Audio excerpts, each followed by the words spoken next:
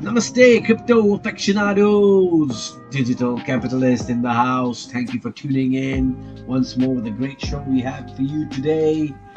Just want to say, please like, please share, please subscribe to my channel. I want to grow my channel. I already have 200 subscribers and I didn't buy my subscribers or anything like that. It's all thanks to you. And slowly and surely, I will cross the 1000 mark. And please do hit the bell notification icon so you can be notified when I've got a new video out. Right? I also want to say I'm not a financial advisor. Please don't listen to me. Or don't listen to anybody on YouTube. Don't listen to any stranger. Make your own decisions. So I'm just here to entertain you guys. Not only that, but to provide some information as well, you know, because I'm a crypto head. I love crypto and this is what I want to do, right? So that's why I try to source for the best projects and, you know, try to bring some quality content to you. I'm trying my best and I'm still learning, right? So yeah, appreciate your support, guys. So guys, let's go. I want to talk about the market today. This past few days, as you know, it's been a very bad time for us. Okay, but I don't want you to lose faith, right? This happens. This is normal, you know. I've also got my money stuck in crypto. I also didn't sell some of my cryptos that I wanted to sell. I should have sold Plasma Pay, more of my Plasma Pay earlier, and my few coins that I hold, right? I did buy something in the dip. I did buy Reef, okay, because they have a mainnet coming on the 28th. And I think these guys, they have raised like 23 million, so I'm sure they can see the project through until its infancy, from its infancy all the way up until the project launches. So I don't think they have a money issue, and I think it's a good project. It's backed by Alameda Research and all that. So as we look at the crypto prices right now, Bitcoin stands at 36,510. Let me just refresh it. I don't know whether it's still, it's about $36,418. Ethereum is about $2,273. Cardano 145. Binance 291. Dogecoin, Elon Musk's favorite coin, is 32 cents. XRP at 84 cents.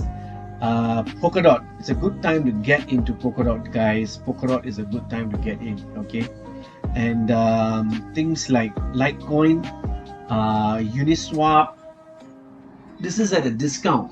These are at discounts, you know. This is the best time for you to look at these. If you have ammo, if you have cash to spare, that is, don't spend your money. Like I've been telling you a lot of time, don't only spend the money that you can lose, right? Don't take out a mortgage and put all your money. It's not worth it. These things happen and we don't know, it just happened at a snap of a finger. Okay, so we need to understand that crypto is volatile and we are moving into different space right now. We didn't have DeFi back in 2017, which that's why I think this cycle is a bit different, because with DeFi in the space and Ethereum's L2 are coming up soon, right? I think it changes the dynamics altogether. I just want to bring to you some thought, right? You don't have to believe in it, but it's very interesting. Something about the eclipses that I want to share with you. This gentleman, Steve Pitts, a mathematician, statistician, and a financial expert, has found that many of the stock market crashes have occurred in proximity of lunar eclipse close to a solar eclipse. He emphasized that he is not contending that full moons close to solar eclipses cause market crashes, but he does conclude that a full moon in general and a lunar eclipse, full moon close to the lunar eclipses in particular, seem to be the triggering device that allows for the rapid transformation of investor psychology from manic greed to paranoia, right? He asks what the odds are that 8 of the greatest market crashes in history would accidentally fall within a time period of 6 days before to 3 days after a full moon that occurred within 6 weeks of a solar eclipse, right? So if you look at the dates, we look at the next lunar eclipse. It falls on the 26th of May, right? And we had a crash somewhere in I think around 20th, 21st, right? Just a couple of days before this eclipse. And there is a solar eclipse that is going to start. I mean, you could believe this or not, you could believe anything you want to, but I just found this interesting, and that's why I want to bring it to you. And right on cue, the solar eclipse is on the 10th. So I think, it's going to be sloshing around. This whole market will take some time to go back to the accumulation phase. And then, like what Justin Sun was saying, this guy, I think he's a CCP asset, but it's okay. I got no beef with him. But he is the founder of Tron. So what Justin Sun says, that my personal opinion about the current market, that this is not investment advice, of course. The bull market is certainly not over. We are in the period of the adjustment of bull market. June will build a steady trend. July and August will certainly start a new round of bull market. Okay, guys. So this is what I want you to be. I want you to be positive about this. Don't be negative of the market, right? Because in 2017 we had something like that. We had sloshing around. We did have dips. It's normal. Okay. Another thing that I want to highlight to you is that I want you to watch this. This is Robert Breedlove in an interview with Kitco News. I want you to hear this segment, okay, guys? I'm going to play it for you now. So, looking at the volatility that we've seen this week and some areas for concern, Elon Musk, we've covered that he doesn't want to accept Bitcoin, but that's also linked to his views that it's no longer seen as environmentally friendly. On top of that, we had China saying that they're going to ban the use of currency transactions. Then, as I mentioned, we heard from the Treasury that the IRS is going to get more aggressive on the tax side. The government of India is saying it may form a panel of experts to examine regulating cryptocurrencies. So when you look at all of these factors together, what is your near-term outlook for Bitcoin? I would say, frankly, we've seen almost everything you just said could have been said equally 4 to 5 years ago. Every time we're in a bull market, every regulatory agency in the world wants to come out and say they're doing this or that to control Bitcoin and tax it or whatever, what may have you. But ultimately, it's just Bitcoin is a game that plays by its own rules. So it's going to bend all of the regulators around it over time. And as far as the short-term outlook goes, I think we are 12 months into the bull market, frankly. So historically, the Bitcoin halving triggers a bull run, persists for about 12 to 18 months after each event. So the last halving, in which Bitcoin's inflation rate was cut from 12.5 Bitcoin to 6.25 per block, was in May 2020. Historically, I think it's roughly 510 days after the halving event, the market tends to put in a new all-time high price. So that would put us around mid-October, kind of early to mid Q4 this year for an expectation of a new Bitcoin all-time high price. I had a model posted. I think it's still published on Twitter 3 years ago that we called the next Bitcoin peak at $244,000. I modified that model after COVID because I also think that the inflationary pressures on the US dollar are going to become especially pronounced roughly 18 months after the printing began, which just so happens to fall right in line with the next Bitcoin price peak. So I think we could break $300,000 in this market cycle. And at that point, when you say this market cycle, what do you mean by that? Yeah, give me a more specific time period. This is Bitcoin's fourth market cycle. So it's had these huge run-up peaks. The last one, say it bottomed July 2015 at $200.